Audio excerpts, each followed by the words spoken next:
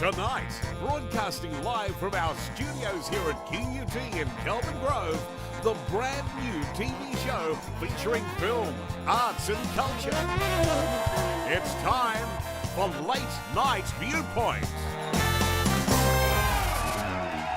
Hello and welcome to this very special live broadcast edition of Late Night ViewPoint. I'm your host, Jackson, and we have a show full of the latest points of view about film, arts and culture from around the world with a special look at what's happening right now here in beautiful Brisbane. And joining me tonight on my left is Eliza and Harry, and on my right, please welcome Venice and Melina.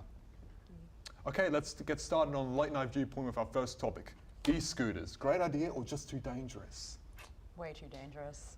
Really? Way too dangerous. Yeah, I had a close friend of mine come off an e-scooter.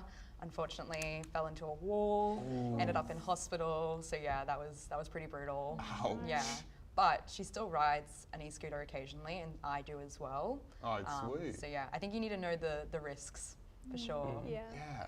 What about you two?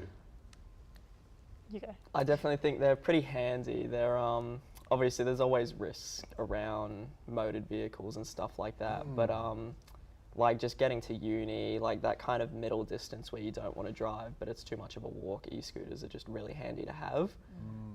They're pretty cheap as well, very accessible, so I definitely don't think that they should get rid of them. But just with all these injuries and like people damaging, stuff like that, I think maybe harsher penalties or fines. A lot of people don't wear a helmet when they're riding. That's where all the injuries kind of come from. So I think just you go. Yeah, I think at the moment people aren't taking it very seriously. It's kind of like a few years ago when people wouldn't wear seatbelts or they'd just put their kids in like the back of trucks and stuff. I think like as time goes on and people actually do get seriously hurt, like your friend, people are going to take it a lot more seriously. Yeah, maybe even like a review of like how. I know that safety term and conditions come up when you unlock an e-scooter, but maybe even like getting a form of license where you have to do like an induction that kind of educates you a bit more about the risks would probably be useful. Yeah, definitely. Especially when there are so many people that are using e-scooters, I feel like recklessly using e-scooters are quite young and they don't really understand the road rules, but they're still on the roads. They're not like giving signals, they're speeding. They're like modifying these e-scooters and stuff like that. Definitely. Yeah, I think it'd be worth reducing the speed limit that the e-scooters can actually reach, because there is a speed limit on them, but what you can do on the scooters is quite a bit higher, I believe. Yeah, like for all you know, they could be attaching like, I don't know, like rocket blasters to the scooters and just like speeding down the road on the highway. That would be sick, not gonna lie. That would be cool. I would love to watch that.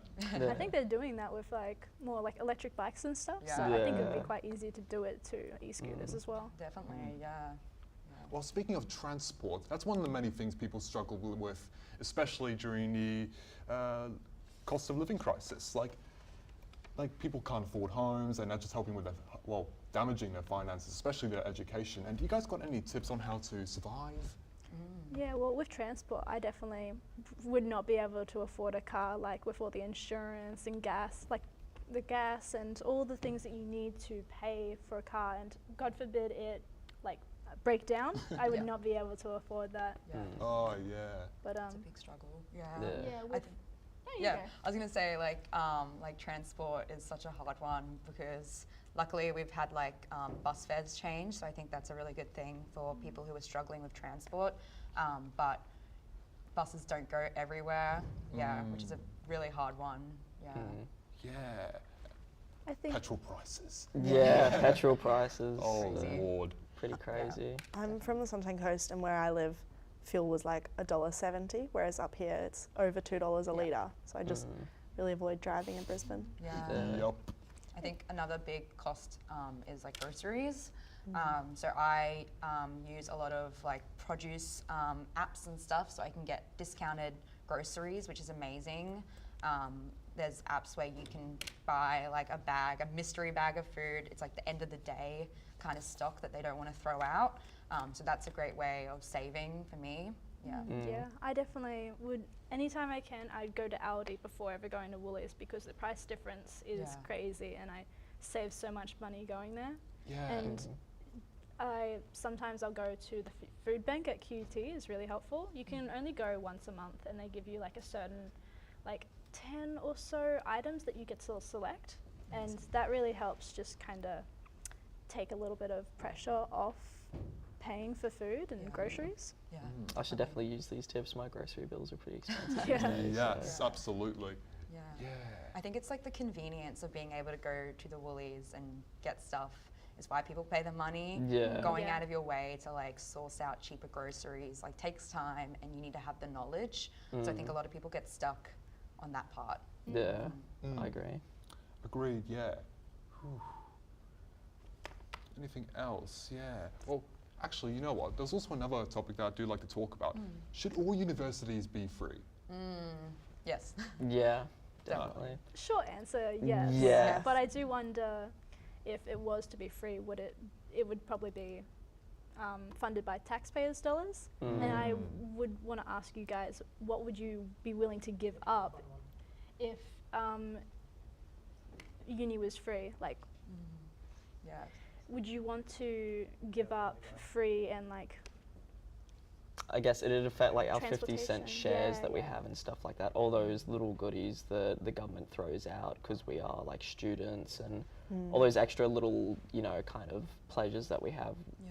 I guess if we lose stuff like that, like the 50-cent fares, then in the long run, it's not as much as having to pay the however much, 30, 40, 50 grand to go to uni. But obviously that affects a lot of other people because us not paying for university means they need income somehow. So likely through taxpayer money, which just means people who are 40, 50, your parents who are done with uni, done all that, they're going to have to now pay more taxpayer money, Yeah.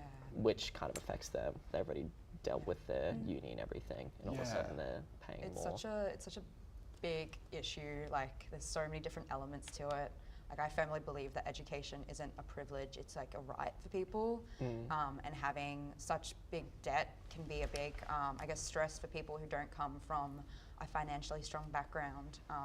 So they might decide not to go to uni, which I think it's sad. Like people should be able to go to uni, whether it's free or at a reduced cost. At the moment, $30,000 is insane. Like that's a crazy amount of money.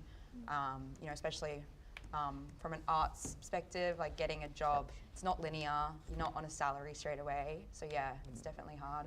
So yeah, now on to the audience. So who here wants to ask a question? What about you?